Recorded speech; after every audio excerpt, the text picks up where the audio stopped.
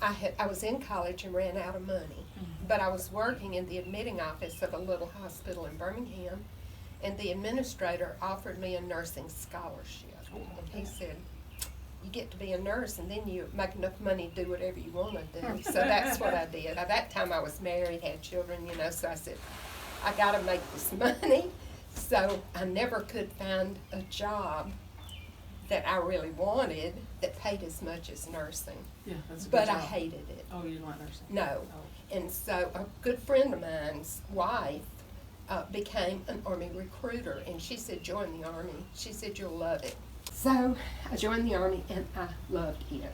It was a whole lot of physical activity. It was a lot of training, and it was a lot of military skills. When you're medical, you see the wars, whether they're just in South America or Saudi Arabia, you see the wars from a whole different angle. Mm-hmm. One of our Special Forces captains got shot during training exercises. They brought him there, and he died almost instantly once they got him there. But then when they carried him out, we did an honor line for him when they brought him out to take him to the ambulance, take him back to the airport to get him back home. But we were just, because we weren't there to take care of a wounded soldier. We were there for, bandaids, bullets and bandaids. Well, we had the bandaids. And then our bandaids didn't help the bullet. I was trying to think, like describing that a little bit about that little hospital and this war has many fronts, not all of them have guns. And I was standing on the line, so it said, a war has many fronts, not all of them have guns.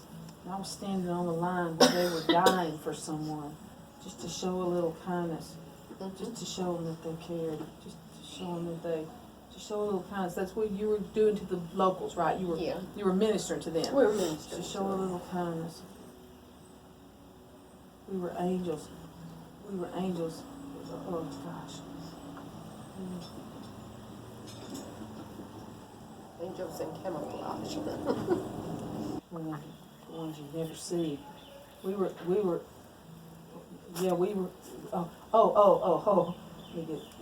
fighting battles, the ones you never see.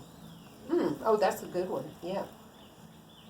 I like that story about this girl because it made such an impression on you, and it wasn't in a big, it wasn't in Desert Storm on the Sand. It was in this jungle, far away, tucked away in this moment, but it's made such an impact on your life. It did. For so long.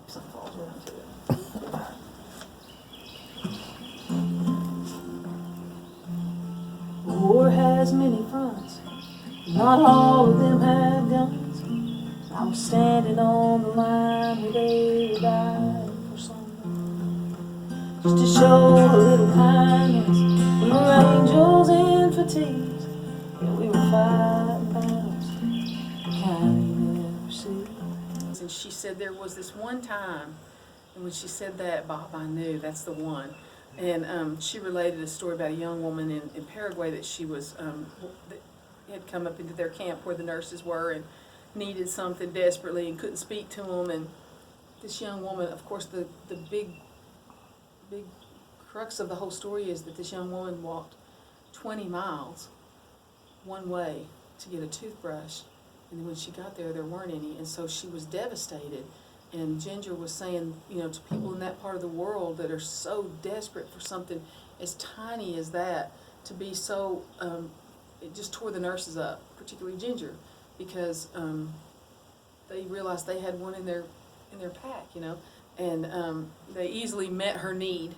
Once they knew what it was, they met her need, and they pulled together like soldiers do and helped that young woman. But what an impact it made on her of how blessed we are in America to have just the basic necessities of life that in some countries, not that far from us really, that is a luxury.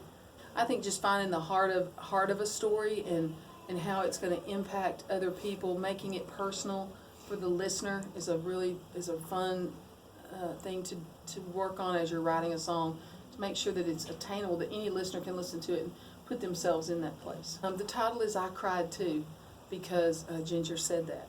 She said, when I saw her crying, I cried too. And I wrote it down real quick, and I said, can we use that as the title? And she said yes. And that's the way I like to write songs. I hardly ever approach a song with a title. I start at the first line and just see what falls out, what God has in store. And I felt like that was the title the minute Ginger said it.